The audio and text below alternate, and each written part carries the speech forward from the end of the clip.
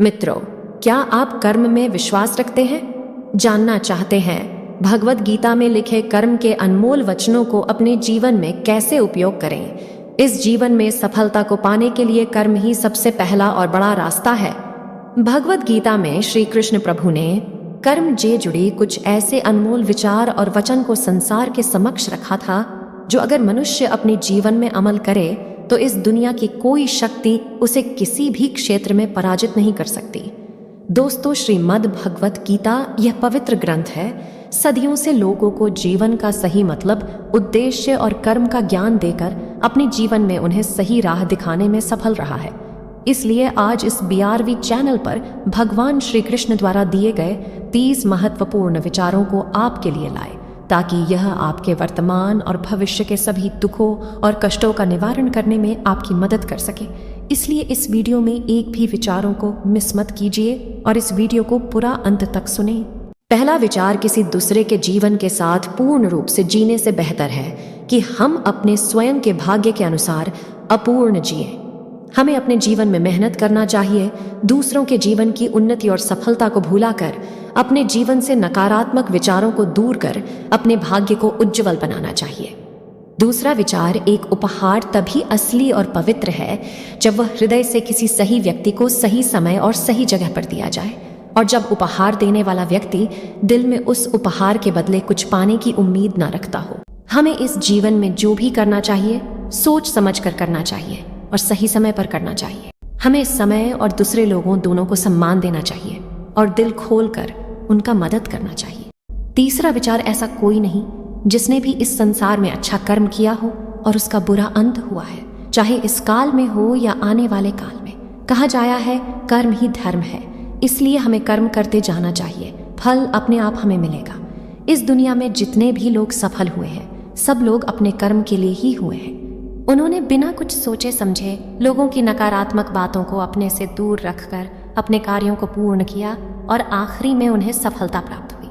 चौथा विचार, जो भी मनुष्य अपने जीवन आध्यात्मिक ज्ञान के चरणों के लिए दृढ़ संकल्पों में स्थिर है, वह समान रूप से संकटों के आक्रमण को सहन कर सकते हैं, और निश्चित रूप से यह व्यक्ति खुशियां और मुक्ति पाने का पात्र है।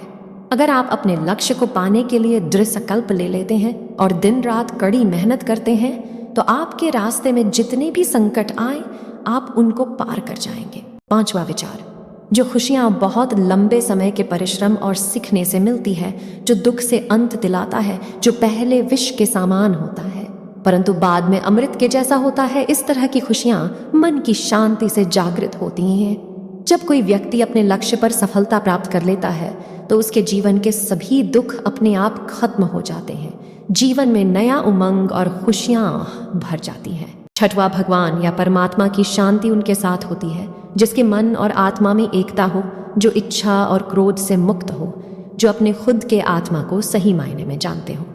सही मायने में जो मनुष्य क्रोध से मुक्त होता है और जिसके मन में एक झूठ होने की इच्छा होती है, वह सच्चा होता है। भगवान हमेशा उसके साथ होते हैं। सातवां, नरक 3 चीजों से नफरत करता है, वासना, क्रोध और लोभ। भगवान श्री कृष्ण कहते हैं, जो भी मनुष्य अपने जीवन में नफरत की भावना, लोभ, मोह, माया, वासना रखते हैं, उनके लिए नरक ही सही जगह होता है। आठवां, आपको कर्म करने का अधिकार है परंतु फल पाने का नहीं। आपको इनाम या फल पाने के लिए किसी भी क्रिया में भाग नहीं लेना चाहिए और ना ही आपको निष्क्रियता के लिए लंबे समय तक करना चाहिए। इस दुनिया में कार्य करें। अर्जुन एक ऐसे आदमी जिन्होंने अपने आप को स्वयं सफल बनाया, बिना किसी स्वार्थ के, और चाहे सफलता हो या हार हमेशा एक जैसे। 9वां, अगर हम फल की आशा में कार्य करेंगे तो ना हमारे कार्य सफल हो पाएंगे और ना ही हम अपने लक्ष्य तक पहुंच पाएंगे। सन्निहित आत्मा के अनंत का अस्तित्व है, अविनाशी और अनंत है, केवल भौतिक शरीर तथ्यात्मक रूप से खराब है, इसलिए हे अर्जुन लड़ते रहो। 10वां, हमारे अंतर्मन की शक्ति और सोच ही असली है, बाहर का शरीर मात्र एक काल्पनिक रूप है जो हमको इस दुनिया में एक ढांचा देता है। बुद्धिमान व्यक्ति ना ही जीवित लोगों के लिए शोक मनाते हैं, ना ही मृत व्यक्ति के लिए। ऐसा कोई समय नहीं था जब तुम और मैं और सभी राजा यहाँ एकत्रित हुए हों, पर ना ही अस्तित्व में था, और ना ही ऐसा कोई समय होगा जब हम अस्तित्व को समाप्त कर देंगे। 11वां, जो चीज हमारे हाथ में नहीं है उसके विषय में चिंता करके कोई फायदा नहीं। अपने कर्म पर अपना दिल लगाए, न कि उसके फल पर। 12वां, इसके विषय में हमने पहले भी बताया, जीवन में कर्म करके फल की आशा से जीवन में असफलता प्राप्त होती है, न कि सफलता। सभी काम ध्यान से करो, करुणा द्वारा निर्देशित किए हुए। दिल में दया की भावना रखना चाहिए, इससे मनुष्य का दर्जा बढ़ता है।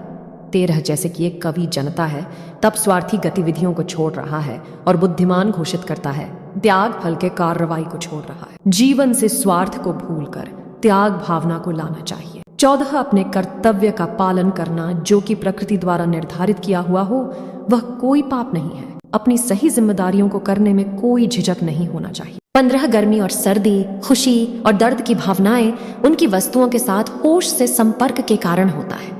वे आते हैं और चले जाते हैं, लंबे समय तक बरकरार नहीं रहते हैं। आपको उन्हें स्वीकार करना चाहिए। पृथ्वी में जिस प्रकार मौसम में परिवर्तन आता है, उसी प्रकार जीवन में भी सुख दुख आता जाता रहता है। 16, मैं आत्मा हूं, जो सभी प्राणियों के दिल से बंधा हुआ हूं। मैं साथ ही शुरुआत हूं, मध्य हूं और समाप्त भी हूं सभी प्राणियों का। भगवान कहते हैं वो सबके दिल में है और हर समय सभी लोगों के साथ हूं। 17, सभी वेदों में से मैं सामवेद हूं, सभी देवों में से मैं इंद्र हूं, सभी समझ और भावनाओं में से मैं मन हूं, सभी जीवित प्राणियों में मैं चेतना हूं। 18, श्री कृष्णा प्रभु जी कहते हैं, वे मनुष्य हो या देवगण सभी जगह मौजूद हैं। हम जो देखते हैं वो हम हैं और हम जो हैं हम उसी वस्तु को निहारते हैं। इसलिए जीवन में हमेशा अच्छी और सकारात्मक चीजों को देखें और सोचें।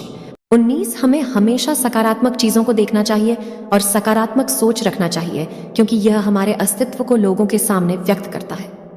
यह तो स्वभाव है जो कि आंदोलन का कारण बनता है। लोगों का स्वभाव और चरित्र ही आंदोलन को बढ़ावा देता है। 20, वह मैं हूं, जो सभी प्राणियों के हृदय में उनके नियंत्रण के रूप में बैठा हूं, और वह मैं हूं स्मृति का स्रोत, ज्ञान और युक्तिवाद संबंधी। दोबारा, मैं ही अकेला वेदों को जानने का रास्ता हूं। मैं ही हूं जो वेदों का मूल रूप हूं और वेदों का झांता हूं। भगवान कहते हैं वह इस विश्व के हर एक मनुष्य के दिल को नियंत्रण करते हैं और जीवन के सभी रहस्यों को झांता और सभी लीला के रचयिता भी हैं।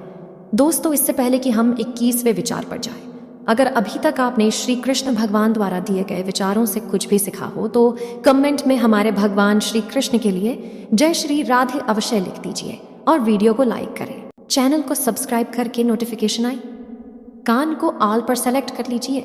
21, बुद्धिमान अपनी चेतना को एकजुट करना चाहिए और फल के लिए इच्छा छोड़ देना चाहिए। 22, आपका अपने ड्यूटी पर नियंत्रण है, परंतु किसी परिणाम पर दावा करने का नियंत्रण नहीं। असफलता के डर से, किसी कार्य के फल से भावनात्मक रूप से जुड़े रहना सफलता के लिए सबसे बड़ी बाधा है, क्योंकि यह लगातार कार्य कुशलता को परेशान करके धैर्य को लूटता है। आप कर्म के फल की चिंता करोगे तो डर पाओगे और यह आपका धैर्य कुशलता में असुविधा खड़ेड़ ही करता है। 23, इंद्रियों की दुनिया में कल्पना सुखों की एक शुरुआत है और अंत भी जो दुख को जन्म देता है। हे अर्जुन, जीवन में कल्पना करना छोड़कर असली दुनिया पर नजर डालना बहुत जरूरी है, क्योंकि कल्पना बाद में बहुत दुखदाई होती है। 24, मेरे प्रिय अर्जुन, केवल अविभाजित भक्ति सेवा को मैं समझता हूँ। मैं आपसे पहले खड़ा हूँ और इस प्रकार सीधे देख सकता हूँ। केवल इस तरह से ही आप मेरे मन के रहस्यों तक पहुँच सकते हो। परमात्मा की भक्ति से ही मनुष्य परमात्मा को समझ सकता है और प्रभु के मन की बात जान सकता है। 25 हजारों लोगों में से कोई एक ही पूर्ण रूप से प्रयास कर सकता है, और वो जो पूर्णता पाने में सफल हो जाता है, मुश्किल से ही उनमें से कोई एक सच्चे मन से मुझे जानता है। सच्चे मन के व्यक्ति ही परमात्मा को सही रूप से जान सकते हैं। 26, स्वार्थ से भरा हुआ कार्य इस दुनिया को कैद में रख देगा। अपने जीवन से स्वार्थ को दूर रखें, बिना किसी व्यक्तिगत लाभ के। 27, एक योगी तपस्वी से बड़ा है, एक अनुभववादी और एक कार्य के फल की चिंता करने वाले व्यक्ति से भी। इसलिए हे अर्जुन, सभी परिस्थितियों में योगी बनो। 28, भले ही सबसे बड़ा पापी दिल से मेरी पूजा करे, वह अपने सही इच्छा की वजह से सही होता है। वह जल्द ही शुद्ध हो जाते हैं और चिरस्थायी अनंत शांति प्राप्त करते हैं। इन शब्दों में मेरी प्रतिज्ञा है, जो मुझे प्रेम करते हैं वह कभी नष्ट नहीं होते। 29, मैं समय हूँ, सबका नाशक। मैं आया हूँ दुनिया को उपभोग करने के लिए। भगवान कहते हैं मैंने इस दुनिया को बने हैं और मैं ही पाप का नाशक हूँ। 30, एक जीवित इकाई रहने वाले मनुष्यों के संकट का कारण होता है भगवान के साथ अपने रिश्ते को भुला देना।